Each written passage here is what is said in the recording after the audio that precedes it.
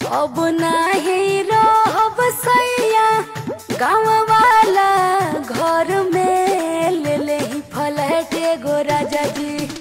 अब नाही रहब सैया गाँव वाला घर में ले ले ही फ्लैट एगो राजा जी।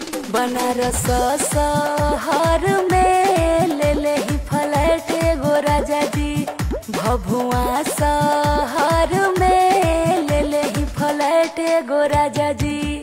अपने तो चानी काट तार बहारवा हो बैठी के रोई हम अकेले घरवा हो।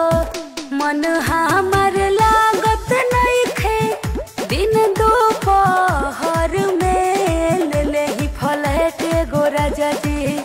भभुआ शहर में ले ले ही फ्लैट एगो राजा जी। बनारस शहर में ले ले ही फ्लैट एगो राजा जी।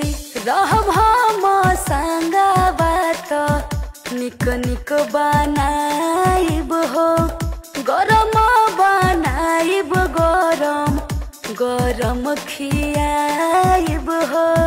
दिन भर के टेंशन होई दूर पला भर में ले ले ही फ्लैट एगो राजा जी। पटना शहर में ले ले ही फ्लैट एगो राजा जी। भभुआ शहर में ले ले ही फ्लैट एगो राजा जी। उपेंद्र के मोरी पिया मन हमर बतिया हो कहेली ममता डर लागेला रतिया हो। अब की ले जाइब ना तो चल जाइब नई हर में ले ले ही फ्लैट एगो राजा जी। बनारस शहर में ले ले ही फ्लैट एगो राजा जी। बनारस शहर में ले ले ही फ्लैट एगो राजा जी।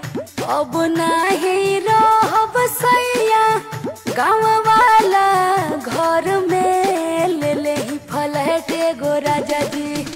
अब नाही रहब सैया गाँव वाला घर में ले ले ही फ्लैट एगो राजा जी।